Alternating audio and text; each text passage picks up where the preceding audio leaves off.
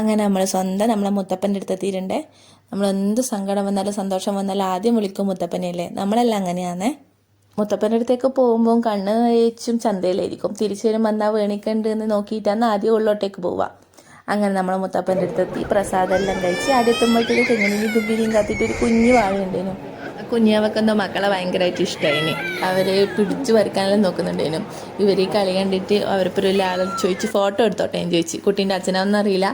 അങ്ങനെ ഫോട്ടോ എടുത്തോട്ടെ വെച്ചിട്ട് ഒരു ഫോട്ടോ എല്ലാം എടുത്തു.